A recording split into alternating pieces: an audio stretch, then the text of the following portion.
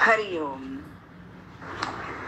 वैकुंठ पुरुष प्राण प्राणद प्रणव पृथ्वी हिरण्यगर्भ शत्रुघ्नो व्याप्तो वायुर्धोक्षज. विष्णू सहस्रनाम श्लोक क्रमांक 57 आणि नाम आहे 405. वैकुंठ. वैकुंठ म्हणजे पंचभूतांच्या परस्पर विरोधी गती अडवून त्यांना एकमेकांशी जोडणारा, पंचभूतांना सुसंघटित करून परस्पर पूरक हेतू साधणारा भगवंताचे निवासस्थान. वै म्हणजे वैखरी वाणी, कुंठ म्हणजे जिथे अखंड गती आहे, निष्क्रियता, आलस्य नाही. ब्रह्मदेवाच्या तपाने प्रसन्न झालेल्या भगवंतांनी त्याला आपला वैकुंठ लोक दाखवला. लक्ष्मी देवी सुंदर रूप धारण करून अनेक विभूतींद्वारा भगवंताच्या चरणकमलांची सेवा करीत आहे. त्या लोकात कोणत्याही प्रकारचे क्लेश, मोह, भय नाही. मायापती भगवंताला एकोहम बहुश्याम प्रजायय व्हावे वाटले तेव्हा गुणक्षोभिणीतून सत्व, रज, तम निर्माण झाले. त्यातूनच पंचभूते आकाराला आली. मन, इंद्रिय आणि सत्व हे एकमेकांशी संघटित झाले नव्हते. त्यांचे आपापसात पटत नव्हते आणि स्वतःला राहण्यासाठी भोगांचे साधन रूप असलेल्या शरीराची ते रचना करू शकले नाहीत. जेव्हा भगवंतांनी आपल्या शक्तीने त्यांना प्रेरित केले तेव्हा त्यांनी एकमेकांशी जोडून घेतले. त्यांनी आपापसात कार्यकारण भावाचा स्वीकार करून व्यष्टीरूप पिंड म्हणजे जीव आणि समष्टीरूप ब्रह्मांड म्हणजे सर्व चराचर जीव या दोहोंची रचना केली. भागवत 2:5, 32 आणि 33. 5व्या मन्वंतरात शुभ्र ऋषींच्या पत्नीचं नाव विकुंठा होते. त्यांच्यापासून वैकुंठ नावाच्या श्रेष्ठ देवतांसह आपल्या अंशाने स्वतः भगवंतांनी वैकुंठ नावाचा अवतार धारण करून लक्ष्मी देवीच्या प्रार्थनेनुसार तिला प्रसन्न करण्यासाठी त्यांनीच वैकुंठ धाम निर्माण केले. भागवत 8:5-4. अशा श्री विष्णूंच्या वैकुंठाला जाणून घेऊया. 406. पुरुषः. पुरुषः म्हणजे पुर म्हणजे देह, शरीरात राहणारा. शरीर क्षेत्र. ईश म्हणजे ईश्वर, चैतन्य, आत्मा आदी. अनेक धर्मात, पुराणांमध्ये विविध माहिती उपलब्ध आहे. गीतेचा 15वा अध्याय खास करून पुरुषोत्तम योग या नावाने भगवंताने अर्जुनाला सांगितला आहे. चाद्यम पुरुषम प्रपद्ये द्वामिमो पुरुषो लोके उत्तम पुरुषस्तन्या प्रतित पुरुषोत्तम जानाति पुरुषोत्तमम त्वमादिदेव पुरुष पुराण 11:38. पुरुषम शाश्वतम 10:12. प्रकृतीम पुरुषम चैव पुरुष सुख दुःखानां पुरुष प्रकृतीम च 13, 19, 20, 21, 23. प्रकृतीस्थो देहेस्मिन् पुरुष व्याघ्र हिंसा मनवेक्ष च पौरुषम 18:4-25. चरति पुरुषः पौरुषं ऋषु 7-8. किं कर्म पुरुषोत्तमं पुरुषश्चादिदैवतं पुरुष उपैति दिव्यं परमं पुरुषं पुरुषस्य परः 8:1, 4, 8, 10, 22.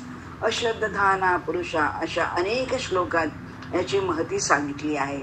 हरि ओम. सहस्र शीर्षा पुरुष सहस्राक्ष सहस्रपाद सभूमी विशतो ऋत्वा तत्तिष्ठत दशांगुलम. पुरुष सुक्त ऋग्वेद 10. यात विराट पुरुषाचे वर्णन आहे. या विराट पुरुषाला वैदिक ईश्वराचे स्वरूप मानले गेले आहे. ईश्वरातील प्रत्येक चैतन्य परमात्मा स्वरूप आहे. चैतन्य तत्व आहे म्हणून विश्व व्यवहार चालू आहे. हा पुरुष सहस्र शीर्ष, सहस्राक्ष, सहस्त्रपाद आहे. सर्व पृथ्वी व्यापून तो 10 बोटे शिल्लकच राहिला आहे. परमेश्वराचे विराट स्वरूप दर्शन म्हणजे हे सुक्त आहे.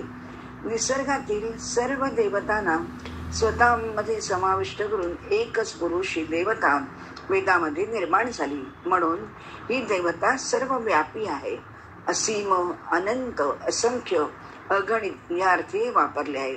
विश्वाचे तत्व, निसर्ग शक्ती, मानवी चैतन्य, काल चैतन्य, विश्व चैतन्य, ईश्वर, भगवंत म्हणजे हा पुरुष होय. यजुर्वेद व भागवत यामध्ये या सूक्ताचे महत्व वर्णन केले आहे. पुरुष म्हणून विष्णूचे स्तवन करावे असे म्हटले आहे. दृश्य जग हे विराट पुरुषाचा केवळ अंश मात्रच आहे. अशा पुरुष श्री विष्णूंना सहस्र प्रणाम करू. 407 प्राण हो. प्राणवायू स्वरूप चैतन्य शक्ती, श्वास, आत्मा, महत्वपूर्ण वायू. प्राण, अपान, समान, व्यान आणि उदान हे वायू पंचप्राण म्हणून ओळखले जातात. ब्रह्मांडात जशी पंचमहाभूते असतात तशीच पिंडात शरीर सुनियोजित चालण्यासाठी यांची आवश्यकता असते. मनुष्य अन्न पाण्यावाचून काही काळ राहू शकेल, पण प्राणवायू विना क्षणभरही तो जगू शकत नाही. शरीरात एकूण 28 प्रकारचे प्राण आहेत. कंठापासून हृदयापर्यंत, हृदय ते नाभी, नाभी ते गुदस्थान, यात प्रत्येकी 7 व 2 डोळे, 2 कान, 2 नाकपुड्या व 1 मुख असे 7 मिळून 28 प्राण आहेत. संपूर्ण शरीराचे संचलन करणारा चेतनात्मा प्राण आहे. प्राणाय नमो यस्य सर्वमिदं वशे यो भूत सर्वेश्वरो यन्ति सर्वं प्रतिष्ठितम्. प्राण संपूर्ण जगताचा आधार, सर्वांचा प्रकाशक आहे, म्हणून प्राणाला नमस्कार करू. प्राणमाहुर मातरी श्वानम वातोः प्राण उच्यते. प्राणो भूतम भव्यच प्राणे सर्वं प्रतिष्ठितम्. प्राण हे जिवंतपणाचे लक्षण आहे. अशा प्राणरूपी श्री विष्णूंना वंदन करू. 408 प्राणदह. प्राण्यांचे प्राण खंडित करणारा, प्राणांवर वर्चस्व सिद्ध करणारा, प्राणाधीश, प्राणीमात्रांना उत्पन्न करणारा, रक्षण, पालन, पोषण करणारा, काळानुरूप त्यांचे प्राण हरण करणारा. शरीरात जोपर्यंत प्राणांचे संचलन आहे तोवर आयुष्य आहे, जगणे आहे. जन्मापासून श्वास मोजलेले असतात. ज्या क्षणी ते संपतील तेव्हा एकही श्वास वाढवून मिळणार नाही. रंक असो वा राजा, स्त्री, पुरुष, पापी, पुण्यवान, काळाला सर्व सारखेच. श्वासाचा घडा भरला की कुडीतून प्राण शिव निघून जातो, उरते ते शव. म्हणून प्रयाण काले मनसा चलेन भक्त्या युक्तो योग बलेन चैव. भ्रुवोर मध्ये प्राणमावेश्य सम्यक सत्तम परम पुरुष उपैति दिव्यम. गीता 8:10. जो मनुष्य अंतकाळी दोन्ही भुवयांच्या मध्ये प्राणवायूला स्थिर करतो आणि योग सामर्थ्याने अविचलित मनाने पूर्णपणाने भक्तिभावित होऊन भगवंत स्मरण करण्यामध्ये युक्त होतो, त्याला निश्चितच भगवंताची प्राप्ती होते. असे प्राणदह श्री विष्णू आपल्याला मुक्तीचे ज्ञान देतात. 409 प्रणवः. ज्याला वेदही प्रणाम करतात असा ओंकार रूपी हरि ओम.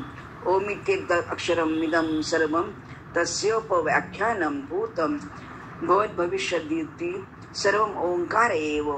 यच्चान्यत्रिकालातीतं तदोप्यंकार एव. मांडोक्यकारिका. जे पूर्वी होऊन गेले आहे, जे आता आहे आणि जे पुढे होणार आहे, याचा अर्थ संपूर्ण वस्तू जगत या सर्व जगताचे अधिष्ठान केवळ एकच आहे आणि ते कालाच्या 3ही समयात अपरिवर्तनीय असे आहे आणि ते ओम या चिन्हाने आणि नावाने निर्देशित केले जाते. ओम हे अक्षर आपल्यातील प्रकृती आवरणांचेच केवळ प्रतिनिधित्व करते असे नव्हे, तर ते त्याच्या मागे असलेल्या चैतन्य केंद्राचेही प्रतिनिधित्व करते. प्रत्येक मंत्राची सुरुवात प्रणव ओंकाराने केली जाते. ओंकार सर्व या मंत्रांच्या आद्यस्थानी आहे. सृष्टी उत्पत्तीपूर्वी प्रणव ओंकाराचा ध्वनी उमटला आणि मग सृष्टी उत्पत्ती झाली. ओमित्येक अक्षरम ब्रह्मं व्याहरन् मान मनुस्मरन्. गीता 8:13. योगी प्रणवाचे ध्यान करतात.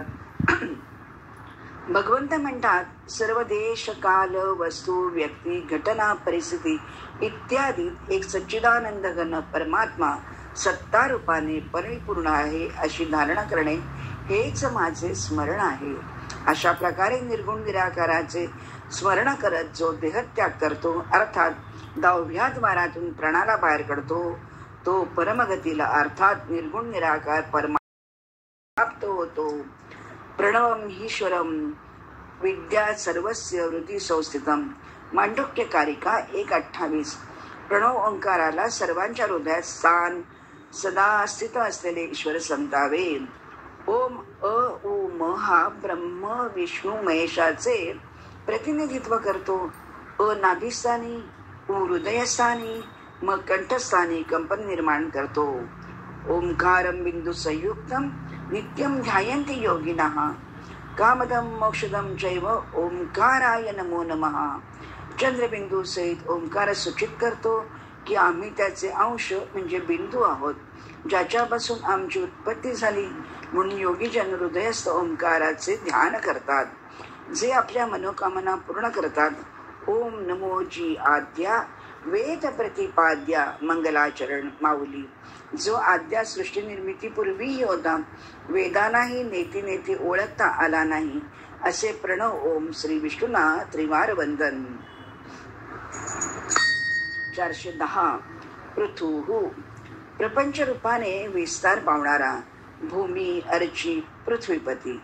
क्रूरकर्मा वेनाचे ऋषींनी नुसत्या तपाच्या हुंकाराने भस्म केले. वेनाच्या बाहुमंथनातून एक स्त्री पुरुष उत्पन्न झाले, तेच पृथु आणि अर्ची. हा विष्णूच्या विश्वपालक कलेपासून प्रकट झाला व स्त्री ही परम पुरुषाचीच त्याच्यापासून कधीही वेगळी न राहणारी लक्ष्मीचा अवतार. उन्मत्त असुरांच्या जाचाला कंटाळून जेव्हा पृथ्वीने अन्न औषधी वनस्पती लपून ठेवल्या, तेव्हा प्रजेचे होणारे हाल पाहून पृथूने तिच्यावर बाण सोडले. तेव्हा तिने पृथूची स्तुती केली. तुम्ही वराह अवतार घेऊन माझे रक्षण केले, असे म्हणून तिने मुक्त हस्ते सर्वांना सुखी केले. पृथूने प्रजेचे पुत्रोत्पादन केले. त्यांनी 99 यज्ञ केले. तेव्हा प्रत्यक्ष श्रीहरी यज्ञात उपस्थित झाले. सनकाधिकांनी त्याला उपदेश केला. तेव्हा सर्व निर्वाण निरव करून वनात जाऊन पृथू योग सामर्थ्याने भगवंतात विलीन झाला. त्या पाठोपाठ पत्नी अर्ची सती गेली. तेव्हा सर्व देवांगनाने पुष्पवृष्टी केली. असा हा पृथू श्री विष्णूंचा अवतार आहे. 411. हिरण्यगर्भ. ज्याच्यापासून हिरण्यमय अंडे उत्पन्न झाले तो हिरण्य म्हणजे सोने, गर्भ म्हणजे अंड. तेजपुंज गर्भ, प्रदीप्त गर्भ. 17वे नाम विवरण झाले आहे. आध्यात्मिक अर्थाने वेदांतात सूत्रात्मा, समष्टी मन, हिरण्यगर्भ, विश्वकर्ता असे म्हणतात. एको नानाद्वम अन्विच्छन् योगतल्पात समुत्थितः वीर्यं हिरण्मयं देवो मायया विसृजत त्रिधा. भागवत 2:10-13. त्या अद्वितीय नारायणाने योग निद्रेतून जागे होऊन अनेक होण्याची इच्छा केली. तेव्हा त्यांनी आपल्या मायेने अखिल ब्रह्मांडाचे बीज स्वरूप अशा आपल्या सुवर्णमय वीर्याचे 3 भाग केले. एक आधिदैव, अध्यात्म, अधिभूत. अशा प्रकारे सृष्टी बीज हिरण्यगर्भ विविध रूपात प्रकट झाला. 10 श्लोकी हिरण्यगर्भ सुक्त आहे. श्लोक 1. हिरण्यगर्भ समवर्तताग्रे भूतस्य जात पतिरेक आसीत् सदाधार पृथ्वीं द्यामोत्तेमां कस्मै देवाय हविषा विधेम. ऋग्वेद 10:121-1. सृष्टीपूर्वी हिरण्यगर्भ होताच. सृष्टीचे प्रकट रूप म्हणजेच अव्यक्त हिरण्यगर्भ. प्रथम अवस्था अव्यक्त आहे. दुसरी अवस्था प्राज्ञ म्हणजे पूर्ण शुद्ध ज्ञानाची शांतावस्था. चैतन्य ज्ञान हाच गर्भ होय. सुवर्णाभा म्हणजे शुद्ध ज्ञानाचे प्रतीक, जे शांती आणि आनंद देते. क्षीरसागरात शांताकारं भुजगशयनं पद्मनाभं सुरेशं हेच मनुष्याच्या सुषुप्तीचे प्रतिरूप आहे. तिसरी अवस्था तेजस हिरण्य, यात ब्रह्मदेव पद्मनाभ प्रकटले. चौथी अवस्था वैश्वानर, मनुष्याची जागृत अवस्था. संपूर्ण सृष्टी निर्मिती आणि विस्तार म्हणजे ब्रह्मदेव वैश्वानर रूप होय. असे श्री विष्णूंचे हिरण्यगर्भ ध्यानावस्थित तद्गतेन मनसा पश्यन्ति यं योगिनो रूपाला शतशः प्रणाम. 412. शत्रुघ्न. शत्रूंना मारणारा, समाजकंटकांना त्यांच्या दुष्कृत्याबद्दल नामोहरम करणारा. खरे तर परमात्म्याचा कोणी शत्रू अगर मित्र नाही. सज्जनांचे परित्राण करणारा, दीन दुबळ्यांची दुःखितांची सेवा करणारा, शरणागताला न्याय मिळवून देणारा, कनवाळू कृपाळू परमात्मा मात्र कधी कठोर होतो. श्रीकृष्ण लीलांमध्ये असे अनेक संदर्भ मिळतात. खेळ खेळ में कंसमामाच्या अनेक साथीदारांना यमसदनाला त्याने धाडले व सगळ्यात महत्वाचा प्रसंग म्हणजे अजन्मा जन्माला येण्यापूर्वीच काळ बनून त्याने कंसाची झोप उडवली होती. असा कंस हा त्याचा पहिला शत्रू. त्याला आखाड्यात खेचून मारला व सर्व मथुरावासियांना आनंद दिला. दुसरा जरासंध, त्याच्या 2 मुली कंसाच्या पत्नी. जावयाचा प्रतिशोध घेण्यासाठी जरासंधाने 17 वेळा मथुरेवर स्वारी केली. असफल झालेल्या जरासंधाचा कृष्णाने भीमाकडून वध घडवला. तिसरा काल यवन, हा जरासंधाचा पराक्रमी मित्र. काल यवन हा अस्त्रशस्त्राने पराजित होणारा नव्हता, म्हणून श्रीकृष्णाने त्याला एका गुहेत निद्रा घेत असलेल्या मुचकुंदाचा निद्रानाश केल्याने नुसत्या मुचकुंदाच्या हुंकाराने त्याला परास्त केले. चौथा शिशुपाल, त्याचे 100 अपराध पोटात घेतल्यावर आपल्या सुदर्शन चक्राने त्याचे मस्तक उडवले व 3 जन्माचे वैर संपवले. 5वा पाऊंड्रक, शंख चक्र गदा पद्म पितांबर मुकुट मोरपीस कौसुक माळ धारण करून स्वतःला श्रीकृष्ण समजे व कृष्णाला तो तया म्हणे. शेवटी युद्धात कृष्णाने त्याला संपवले. अशा शत्रुघ्न श्रीकृष्णांच्या अनेक लीला आहेत. आध्यात्मिक अर्थ, हे सर्व बाह्य शत्रू आहेत, पण आपल्यातील छुप्या षड्रिपूंवर अहंकार ममत्व वासनावर विजय मिळवण्यासाठी शत्रुघ्न श्री विष्णूंना शरण जाऊया. 413 व्याप्त हो, कारण रूपाने सर्व कार्यात व्याप्त असणारा ईश्वर चराचरात व्यापून आहे. यथा आकाश स्थितो नित्यम वायू सर्वत्र गो महान तथा सर्वाणी भूतानी मस्तान्युत्पधारय. गीता 9:6. वासुदेव सर्वम, वायू आकाशातच उत्पन्न होतो, आकाशात स्थिर राहतो आणि आकाशातच लीन होतो. अर्थात वायूची स्वतंत्र सत्ता न राहता आकाशच राहते. त्याचप्रमाणे हा जीवात्मा परमात्म्यापासूनच प्रकट होतो, परमात्म्यातच स्थित राहतो आणि परमात्म्यातच लीन होतो. अर्थात जीवात्म्याची स्वतंत्र सत्ता न राहता केवळ परमात्माच राहतो. तात्पर्य, 3 लोक आणि 14 भुवनात फिरणाऱ्या जीवांची किंचित मात्र भिन्न स्वतंत्र सत्ता नसते आणि असूही शकत नाही. अर्थात सर्व योनीत फिरत राहत असूनही ते नित्य निरंतर परमात्म्याच्या सच्चिदानंद घन स्वरूपात स्थित राहतात. कारण कण कण मे भगवान, 14 भुवनांचा तो भुवनेश्वर आहे. जीवात्मा त्याच्या कर्मानुसार, इच्छेनुसार, प्रारब्धानुसार विविध योनीत फिरत असला तरी तो स्वतंत्र नाही. सत्ता मात्र भगवंताची असते, कारण जीवात्मा हा परमात्म्याचा अंश आहे. जसे सोने हे मूळ तत्व, पण त्याची पाटली, तोडे, माळ, कर्णफुले विविध रूपे दिसली तरी त्याची सुरुवात व शेवट सोन्यातच होतो. किंवा कुंभाराची चूल, मडकी, माड, गडू, घट, अश्करा अशी विविध आकारात दिसली तरी मूलतत्व मातीच. किंवा पाणी, लाट, तरंग, बर्फ, वाफ यांचं मूलतः पाणीच. तसेच विजेपासून फ्रीज, एअर कूलर, गिझर, इस्त्री विविध रूपात वीजच प्रकट होते. तसा हा परमात्मा नानाविध रूपात, आकारात, गुणात, रंगात व्याप्त असतो. तो सर्वव्यापी व्यापक आहे. अशा व्याप्त श्री विष्णूंची वैविध्यपूर्ण रूपे जाणून घेऊया. 414 वायू हो, वायुरूप, सूक्ष्म रूप, डोळ्यांना न दिसणारा अव्यक्त रूप. भूमिराप नलो वायो खम मनो बुद्धिरेवच. गीता 7:4. पृथ्वी, जल, तेज, वायू, आकाश, पंचमहाभूते व मन, बुद्धी, अहंकार या अष्टधा प्रकृतीचे परमात्मा कारण आहेत. वायूला पवनदेव म्हणतात. पवनपुत्र हनुमान हा प्रचंड पराक्रमी गतिमान आहे. नमस्ते वायो त्वमेव प्रत्यक्षम ब्रह्मासी, त्वमेव प्रत्यक्षम ब्रह्म वदिष्यामि तन्मामवतु. तन्मामवतु. ऋग्वेद. वायू हा अंतरिक्षातील देव मानला जातो. वायू म्हणजे प्राण. वायुदेवाची संतान प्राप्तीसाठी उपासना करतात. वायुदेव विष्णूच्या श्वासातून उत्पन्न झाला. हनुमान, भीम, हिला ही सर्व वायूची संतान आहेत. वायू आमचे जीवन आहे. मनुष्य अन्न पाण्यापासून काही काळ तरी राहू शकेल, पण वायू विना निमिष मात्र ही राहू शकत नाही. तसेच प्रचंड झंझावात विनाशकारी होतो. बाल हनुमानाला भूक लागल्यावर आकाशात लालसर फळ समजून सूर्याला गिळायला निघाला, तेव्हा इंद्राने त्याच्यावर वज्राने प्रहार केला. त्याच्या हनुवटीला इजा झाली. तेव्हा पवनदेव पुत्राला घेऊन एका गुहेत बसला. त्यामुळे चराचरात आकार माजला. सर्व जीव वायूंना घुसमटू लागले. तेव्हा इंद्राने त्याचा क्रोध शांत केला. ओम वाम वायवे प्राण अधिपतये हरिण वाहनाय अंकुश हस्ताय सपरिवाराय नमः. वायुपुराण हे 112 अध्याय 11,000 श्लोकांचे आहे. एकदा नारद मुनीने हनुमानाला सुमेरूचे शिखर तोडायला सांगितले, पण गरुड आपले पंख पसरून पर्वताचे रक्षण करत होता. पण अखेर हनुमानाने प्रचंड ताकदीने मेरू पर्वत शिखर तोडून टाकले आणि ते समुद्रात फेकून दिले. हीच ब्रह्मज्ञानी लंकापती रावणाची श्रीलंका झाली.